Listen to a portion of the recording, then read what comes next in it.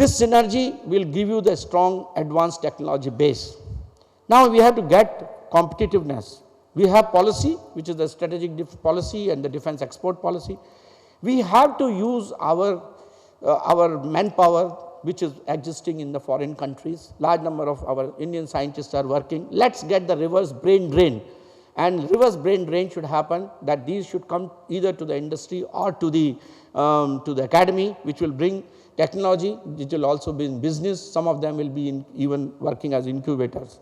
The wealth will come through export. R&D investment has to increase in the private industries also. That will give you competitiveness and state of the art military systems. That's the synergy we have to create to make this happen. Need to spend R&D spending in the public and private sector. This is the comparison which I am giving you. Yesterday night I also mentioned to you. If you take the R&D spending of US versus India, we are 0.9 and highest is Japan about 3.48. So we have to go much beyond if we really want to increase our self-reliance index.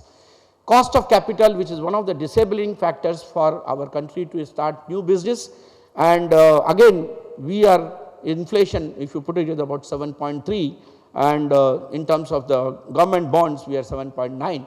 Now that's not fair. If you really want to have investments coming in, you need to have capital cost coming down compared to the global comparison. I have talked to you so much about the R&D and the smart manufacturing. Even in the last seminar about a year back, I started discussion on setting up a center for additive manufacturing, smart manufacturing in the state of Telangana.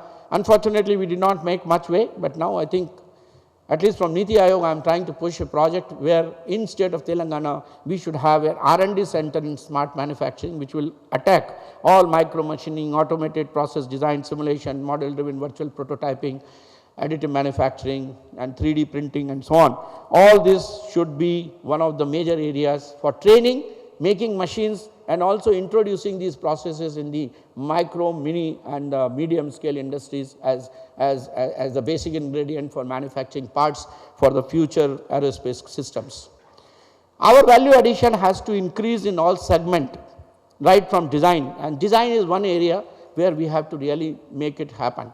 That's why Honorable Prime Minister revised his statement and he said, it is not make in India, it is design and make in India. If it is design and make in India, we need to go to 50%. And of course, in the process manufacturing, in the production, in the servicing, in the customer and feedback product. So value addition and quality improvement will give you what we call as the competitiveness. Dimensions of competitiveness are only three: quality, delivery on time, and cost effectiveness. That will give you the cost, the competitiveness, and then you will be a global player as far as the aerospace and defense is concerned.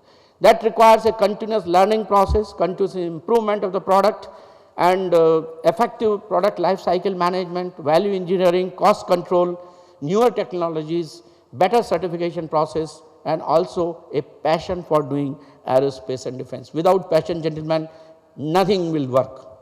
JV is one more approach which can certainly accelerate the whole process, and BrahMos is a typical example of India having a great JV which has resulted in a supersonic cruise missile available, the one of its kind in the world.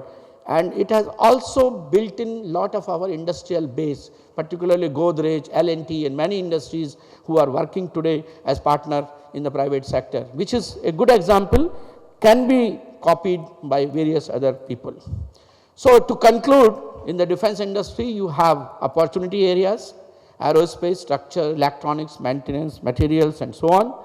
But the road for global leadership is this, and we have to follow that. That is government policy and reforms, ease of doing business and building new infrastructure. Some of them are disability factors which need to be done. We are somewhere here. Technology and innovation, if we don't do, we will be left behind. And for that, we have to improve our labor reforms to improve productivity, address key issues around setup cost, approval and clearance and access to credit, build basic transport, power and other infrastructure that will revive the manufacturing.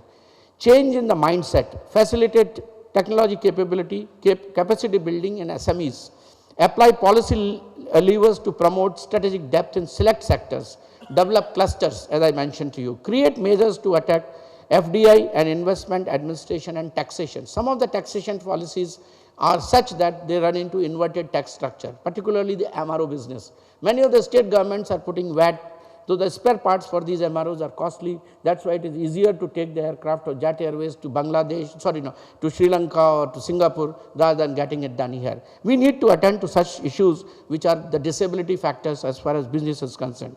Drive investment-led infrastructure creation, real estate, industrial corridors and export-oriented infrastructure. Change business leader and consumer mindset. Think long-term and think global. It cannot be just domestic. Create R&D and technology-led global scale and competitive advantage. Promote global access and brand positioning of India. Unless we say, like everybody says, made in USA, and now people say it is from China, but with low voice, oh, China ka hai. So we need to have broadly say made in India, that brand should come. Achieve best in class business ecosystem, move beyond companies and develop smart cities and global centers of industrial excellence. And that is where Telangana comes in, where you have the ecosystem today for setting up industry, you have policy for doing ease of business, you have infrastructure which is world class, you have huge manpower, the trained manpower available from the educational institutions, from various industries and also core of the software technology in this country available here. So you have the right ecosystem in Telangana.